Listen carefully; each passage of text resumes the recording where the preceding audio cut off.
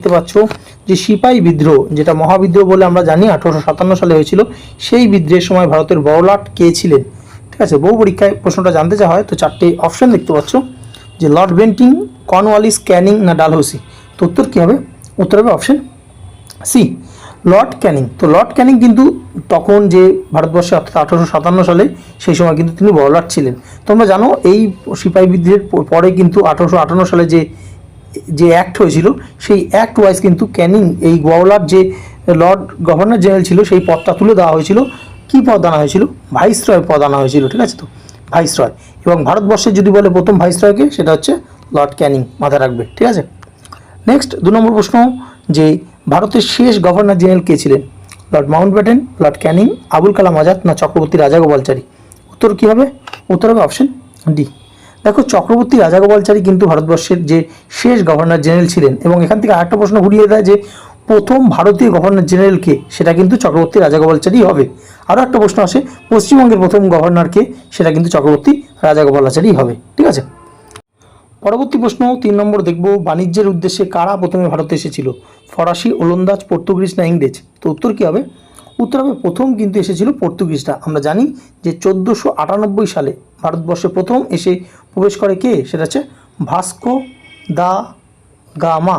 ঠিক আছে, Vasco da Gama তিনি কিন্তু প্রথম যে কালিকট বন্দর, কেরালায় যে কালিকট বন্দর আছে সেখানে এসে উপস্থিত হয়েছিলেন। এবং ভাস্কো দা গামাই ভারতে আসার কিন্তু জলপথ প্রথম আবিষ্কার করেছিলেন।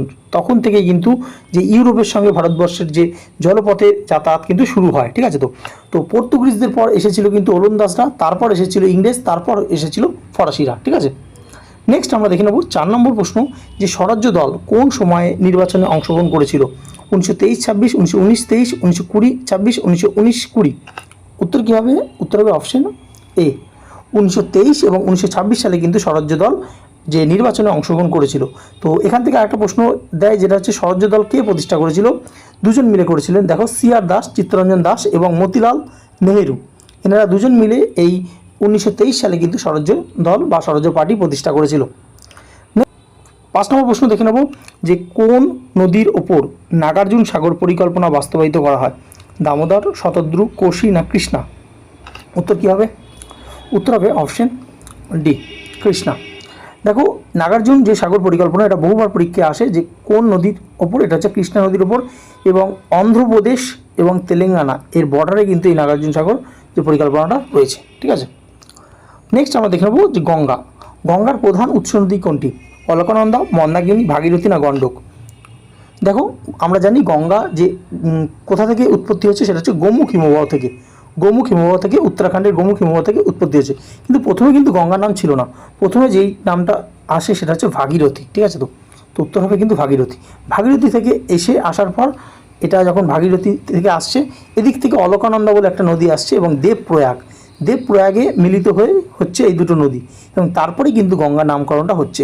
কিন্তু মেন নদী কিন্তু যে গঙ্গার যেহেতু জিজ্ঞেস করা হয়েছে, সেটা হবে ভাগীরথী।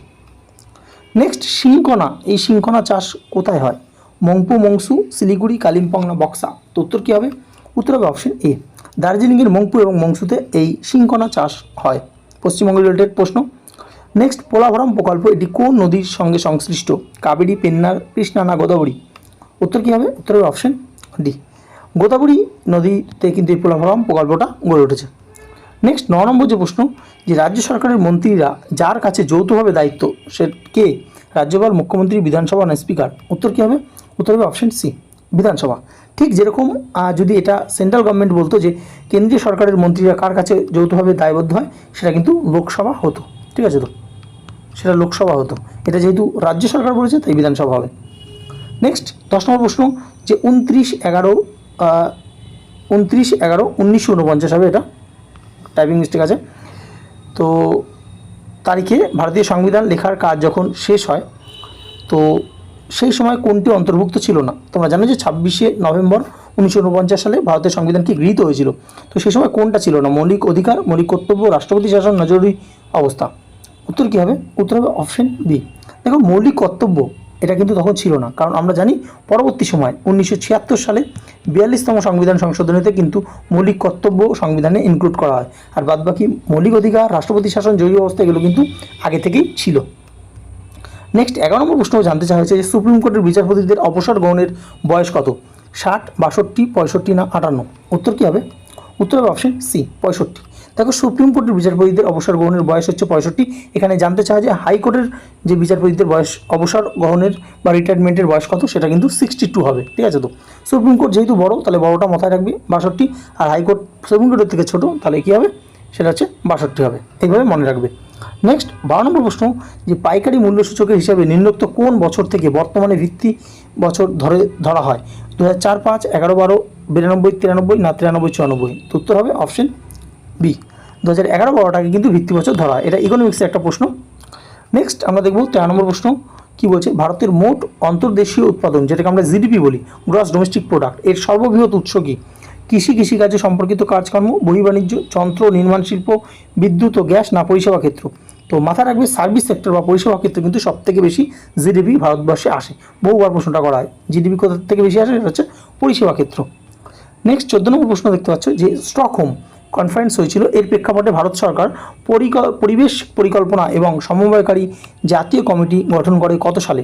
1972, 80, 85 না 90? তো উত্তর হবে অপশন এ 1972 সালে কিন্তু ভারত সরকার জাতীয় কমিটি গঠন করেছিল। নেক্সট এই যে চারটে রয়েছে অপশান, এর মধ্যে কোনটায় সর্বাধিক ক্যালসিয়াম থাকে? কোনটায় সর্বাধিক ক্যালসিয়াম থাকে? তো বাজরা, ভুট্টা, জোয়ার না গম? তো উত্তর হবে অপশন এ বাজরাতে সবথেকে বেশি ক্যালসিয়াম থাকে। নেক্সট কোন স্তন্যপায়ী প্রাণী ডিম পাড়ে? দেখো আমরা জানি স্তন্যপায়ী প্রাণী কি, তারা ডিম পাড়ে না, তারা যে বাচ্চা বা শিশু প্রসব করে। ঠিক আছে, তো আমরা মানুষরাও স্তন্যপায়ী প্রাণী, তো এর কোন স্তন্যপায়ী প্রাণী উল্টোটা করছে, তার জন্য কিন্তু পরীক্ষা প্রশ্নটা আসছে যে ডিম পাড়ে। ডলফিন, হংসচঞ্চু, তিমি না ডুগং? উত্তর হবে অপশন বি হংসচঞ্চু। বাদবাকি যেগুলো আছে ডলফিন, তিমি, ডুগং, এরা কিন্তু বাচ্চা প্রসব করে, ডিম পারে না। ঠিক আছে, তো নেক্সট দেখব হিমোগ্লোবিন। তো হিমোগ্লোবিন শরীরের কোন অংশে পাওয়া যায়? রক্ত, হৃৎপিণ্ড, চোখ না প্লিহা? তো উত্তর হবে অপশন এ রক্ত। রক্তের বিশেষ করে লোহিত রক্তকণিকায় কিন্তু হিমোগ্লোবিন দেখতে পাওয়া যায়। নেক্সট 18 নম্বর প্রশ্ন যে ভর মাপা হয় কোন যন্ত্রের সাহায্যে? সাধারণ তুলা, স্প্রিং তুলা, উপরের দুটো না কোনোটি না? তো ভর মাপা হয় অপশন এ সাধারণ তুলা যন্ত্রের সাহায্যে। স্প্রিং তুলা দিয়ে ওজন মাপা হয়।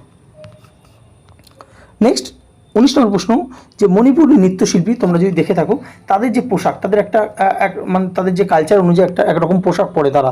ঠিক আছে, তো সেই পোশাকটাকে কী বলে? মন্দিরা, আমাদ, থিলানা না কুমিল? তো উত্তর হবে অপশন ডি কুমিল বা কুমিনও বলা হয় এই পোশাকটাকে নাম। ঠিক আছে, তো নেক্সট 20 নম্বর প্রশ্ন তো নিচের কোনটি কম্পিউটারের primary memory? RAM, hard disk, pen drive না কোনোটি নয়? এটা আজকে তোমাদের হোমওয়ার্ক প্রশ্ন। অবশ্যই কমেন্ট সেকশনে জানাবে, যে প্রথম উত্তরটা দেবে তার উত্তরটা আমরা লাভ রেট দিয়ে দেবো, এবং যারা জানো না অবশ্যই জেনে নেবে। ঠিক আছে।